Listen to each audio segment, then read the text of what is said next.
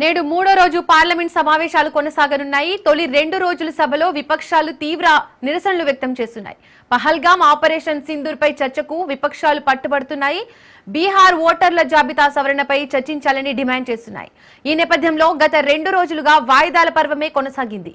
ఈ నేపథ్యంలో ఇవాల్టి సభలో ఏ విధంగా ప్రతిపక్షాలు ముందుకెళ్తాయనేది ఆసక్తికరంగా మారింది.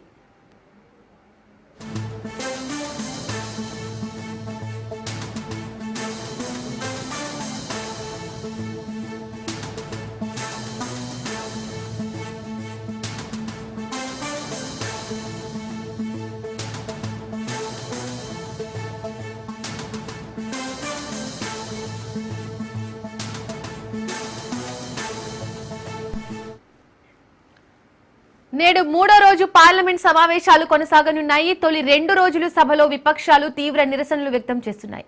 పహల్గామ్ ఆపరేషన్ సింధూర్ పై చర్చకు విపక్షాలు పట్టుబడుతున్నాయి.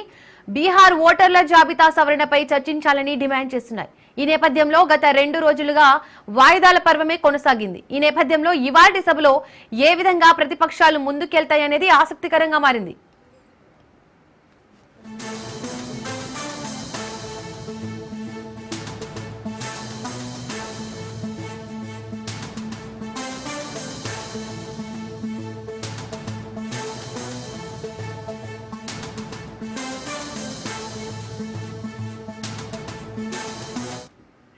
ఇక ఈ అంశానికి సంబంధించి మరిన్ని డీటెయిల్స్ మా ప్రతినిధి సైదులు అందిస్తారు.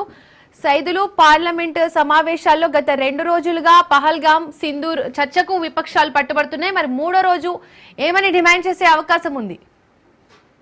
చూడాలి మరి దీపిక, ఎందుకంటే పార్లమెంట్ సమావేశాలు ప్రారంభమైన మొదటి రోజు నుంచి కూడా ఈ రోజు మూడో రోజు, మొదటి రోజు రెండో రోజు కూడా విపక్ష సభ్యులు ప్రధానంగా పహల్గామ్, అదేవిధంగా ఆపరేషన్ సింధూర్, తర్వాత బీహార్ లో ఎన్నికల కంటే ముందు అక్కడ ఓటర్ల జాబితా సవరణ చేయడం, దీనిపైన ప్రధానంగా చర్చకు పట్టుబట్టాయి. సో ప్లకార్డ్స్ తో నిరసన తెలపడం తోటి వాయిదాల పర్వం కొనసాగుతూ వచ్చింది 2 రోజుల పాటు. సో ఈ రోజు మూడో రోజు కాబట్టి మూడో రోజు కూడా విపక్ష సభ్యులు ఏమన్నా ఆందోళన చేస్తారా, లేదంటే యొక్క వాయిదాకు సంబంధించిన అంశం ఏదైతే ఉంటుందో దానికి చర్చకు సంబంధించి అధికార పక్షం నుంచి కూడా డిమాండ్ చేస్తే వారు కూడా చర్చకు ఏమన్నా అవకాశం ఉంటుందనేది కూడా చూడాలి. మరి ఎందుకంటే మూడో రోజు ప్రారంభమైన తర్వాత మనకి తెలిసే అవకాశం అయితే ఉంటుంది. ఎందుకంటే ఉభయ సభల్లో విపక్షాలు నిరసనల చర్చ రచ్చ ద్వంద్వ వైఖరి అని చెప్పేసి కూడా ప్రభుత్వం వాదన. సో ఎన్నికలకు ముందు బీహార్ లో చేపట్టిన ఓటర్ల జాబితా ప్రత్యేక ముమ్మర సవరణ ఎస్ఐఆర్ పార్లమెంట్ ఉభయ సభల్ని మంగళవారం స్తంభింపజేసింది. దీనిపై చర్చ చేపట్టాల్సిందని చెప్పేసి పక్షాలు గట్టిగా డిమాండ్ చేసి సభ్యుల్లో ఇతర కార్యకలాపాలు జరగకుండా అడ్డుకుంటున్నాయి.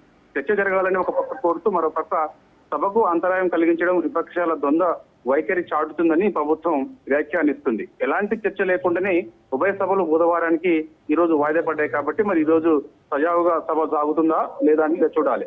మధ్యాహ్నం అంటే నిన్న మధ్యాహ్నం భోజనం విరామంలోపే లోక్సభ 2 సార్లు స్వల్ప విరామాలతో వాయిదా పడింది. మూడోసారి సమావేశమైనప్పుడు ఇదే పరిస్థితి కొనసాగింది. విపక్ష సభ్యులు స్పీకర్ స్థానం వద్దకు వచ్చి బైఠాయించారు.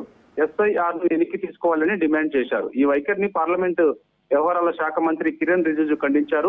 ఆపరేషన్ సింధూర్పై తొలుత చర్చ చేపట్టాలని సభా వ్యవహారాల సంఘం సమావేశంలో అంగీకారం కుదిరింది. నిబంధనలకు విరుద్ధంగా నినాద ప్లకార్డ్స్ తో సభకు రావడం తగదని చెప్పేసి కూడా కిరణ్ రిజిజు చెప్పడం జరిగింది. విపక్ష సభ్యులకు చర్చకు సిద్ధమే అని ప్రభుత్వం చెప్తున్నా సభను అడ్డుకోవడం ఏమిటని చెప్పేసి ఈ ద్వంద్వ వైఖరి సరైనది కాదని చెప్పేసి కూడా కిరణ్ రిజిజు అన్నాడు.